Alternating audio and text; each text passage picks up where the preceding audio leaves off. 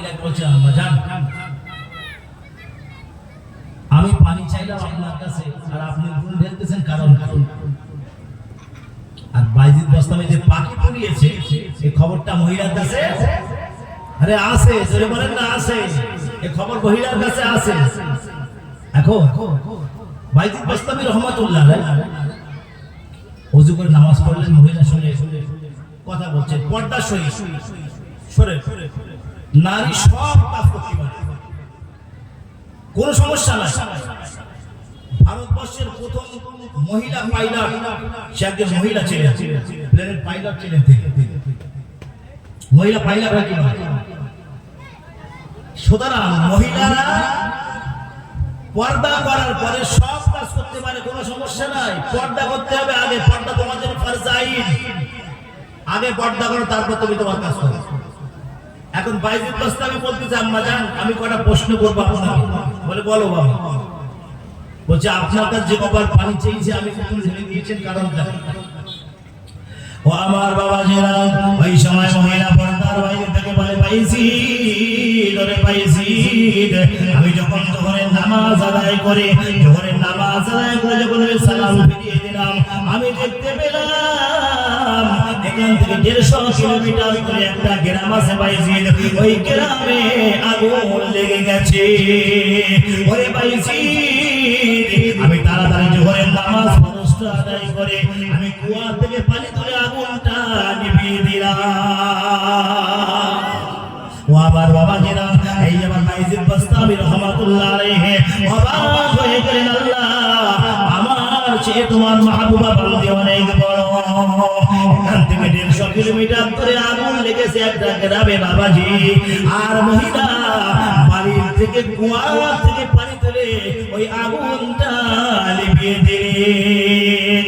ও আমার বাবাজিরা, বাইজিদ বাস্তামি মনে করে, বাবা আমি যখন পাখির দিকে তাকিয়েছিলাম পাখিটা ঝরে পড়ে গেল, পাখিটা মারা গেল, কিন্তু মহিলা কি মারা যাবে? ওই মহিলা বলে, বাইজিদ আজ থেকে 6-7 মাস আগে একটা পাখি মেরে দিয়েছে বাইজিদ বাস্তামি রহমাতুল্লাহ আলাইহি এবার অবাক হয়ে গেলেন, বাবা আশ্চর্য হয়ে গেলেন, না আমি আমার পাখি মেরেছিলাম, পাখি পুড়িয়ে দিয়েছিলাম, সেই কথাটা মহিলার কাছে কেমনে আসে? বাইজিদ বাস্তামি রাহমাতুল্লাহ আলাইহি কত বড় আল্লাহর ওলি ছিলেন বাবা, কত বড় আল্লাহর মাহবুব বান্দা ছিলেন। তার চেয়ে বড় একজন আল্লাহর মাহবুব বান্দির সঙ্গে বাইজিদ বাস্তামির সাক্ষাৎ হয়ে গেল। এইবার বাইজিদ বাস্তামি রাহমাতুল্লাহ আলাইহি বলে, আম্মা জান আমি আপনার কথা প্রশ্ন করি, আপনার স্বামী নাই, আপনার কি ছেলে পেলে নাই? ওই মহিলা বলে, বাইজিদ সবে 1 বছর আমাদের বিবাহ হয়েছে, আমাদের কোনো সন্তান হয় নাই। ওরে বাইজিদ আমার স্বামী জঙ্গলে কাঠ কাঠুরিয়ার কাজ করে, কাঠ কেটে বাজারে বিক্রি করে।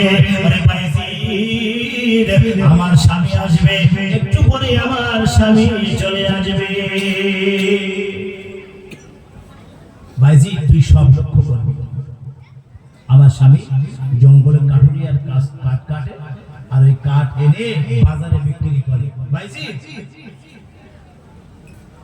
আমি এমন কিছু কাজ করিনি, আল্লাহর রাজি খুশি করার জন্য এমন কিছু কাজ করিনি, তবে স্বামীর খেদমত করেছি। ভাই এখনকার মহিলারা স্বামীর খেদমত করে? একদম মোটেও করে না, যাই বলে মোটেও করে। এরা আল্লাহর ওলি হবে কি করে? মোটেও করে। আমি উদাহরণ বলবো, আপনারা শুনুন। বাইজিদ বাস্তামি কি বলছে, বাইজিদ আমি এমন কোনো আমল করি না, আমার স্বামীকে আমি খেদমত করি, আমার স্বামীকে মহব্বত করি, ভালোবাসি বাইজিদ, সেজন্য মনে হয় আমার খেদমতটা আমার আল্লাহর কাছে পছন্দ হয়ে গেছে। বাইজিদ আমার স্বামী জঙ্গল থেকে কাঠ কেটে নিয়ে আসবে, বাড়ি আসবে, আমি মাথার থেকে কাঠের বোঝাটা নামিয়ে রেখে দেব। আরে বাইজিদ আমার স্বামীকে আমি খেদমত করি, কুয়া থেকে পানি তুলি, স্বামীকে গোসল করিয়ে দিই। একবার জোরে বলবেন না সুবহানাল্লাহ? আমার স্বামীকে নিজের হাতে গোসল করিয়ে দিই। ও আমার বাবাজিরা, ওই মহিলা বলে বাইজিদ বাস্তামি রাহমাতুল্লাহ আলাইহি, আমি আপনাকে শোনাচ্ছি, আপনাকে বলছি, আমার স্বামী গভীর রাতে তাহাজ্জুদ নামাজ আদায় করে, ওরে বাইজিদ তাহাজ্জুদ নামাজ আদায় করে আমার স্বামী, আর আমি পিছন থেকে পাখা নিয়ে বাতাস করতে থাকি। ওরে বাইজিদ বাস্তামি রাহমাতুল্লাহ আলাইহি, আমার আমলগুলো আমি আপনাকে বলছি, আমি কি এমন আমল করি, কি আমল করলে আমার আল্লাহর মাহবুবা বান্দি হওয়া যায়। আরে বাইজিদ বাস্তামি রাহমাতুল্লাহ আলাইহি, তুমি শোনো শোনো, আমার স্বামীর খেদমতটা আমি তোমাকে বলি। আমার স্বামী গভীর রজনীতে যখন তাহাজ্জুদ নামাজে নিয়ত করে দাঁড়িয়ে যায়, তাহাজ্জুদ নামাজে দাঁড়িয়ে যায়, আমি পাখা নিয়ে পিছন দাঁড়িয়ে বাতাস করতে থাকি। বাইজিদ বাস্তামি রাহমাতুল্লাহ আলাইহি অবাক হয়ে গেলেন, বলে কি মহিলা, হ্যাঁ কি আশ্চর্য। এখন আমরা যারা বাড়িতে এখন বর্তমান আছি, আমাদের এখন হাওয়া করার পাকা নেই, সুইচ টেপা পাকা, কি বলে সুইচ টিপি পাকা ঘরে। এখন আপনি মনে করেন নামাজ পড়ে দাঁড়িয়েছেন, সুইচটা ওই সাইডে, আপনার মনে নেই সুইচ টিপতে, আপনার বউকে বলছে রহিমা সুইচটা টিপে দাও তো। আপনি এখানে দাঁড়িয়ে নামাজে নিয়ত করছেন, আপনার বউকে বলছে রহিমা সুইচটা টিপে দাও। রহিমা বলছে ওরা তো তোমার হাতে কি হয়েছে, সুইচ টিপতে পারো না? হ্যাঁ সুইচ টিপলে পাকা চলে, সুইচটা টিপে দাও পারো। এই হচ্ছে এখনকার মহিলার বর্তমান অবস্থা কথা বলছি। তো এইটুকু না, এটাই শেষ না, এখন অনেক বাকি আছে, বললে রাত শেষ হয়ে যাবে। কিন্তু মা বোনদেরকে একটাই কথা বলতে চাই, তাদের ইবাদতটা আমার আল্লাহর কাছে কত গ্রহণযোগ্য হবে, তাদের ইবাদতটা আল্লাহর কাছে অনেক প্রিয় হবে যদি তারা তাদের স্বামীর খেদমত করে, স্বামীকে মহব্বত করে, ভালোবাসে, অন্তর থেকে ভালোবাসা, মৌখিক ভালোবাসা, দুটো অনেক তফাৎ আছে। আমার ভাই বাবাজিরা, বাইজিদ বাস্তামি যে মহিলার সঙ্গে কথা বলতেছেন, তিনি কত বড় আল্লাহর ওলি, কত বড় আল্লাহর মহব্বত বান্দি চিন্তা করেন।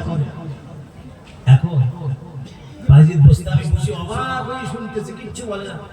বলে আমি তো বাইজিদ মাত্র 12 বছর আল্লাহর ইবাদত করেছি, এই মহিলার মতো কষ্ট আমি করতে পারবো না। আল্লাহ কি কষ্ট না করেছি। ও আমার বাবাজিরা, এইবার মহিলা বলে বাইজিদ, ওরে বাইজিদ তুমি শোনো শোনো, রোজার সময় যখন আসে বাইজিদ, ইফতারের সময় একটা রুটি আমরা পাই, একটা রুটি কোনদিন ইফতার করি, একটা রুটি দিয়ে আবার সেহরি করি বাইজিদ। ওরে বাইজিদ, একটা রুটি দিয়ে ইফতার করি আর একটা রুটি দিয়ে সেহরি করি বাইজিদ।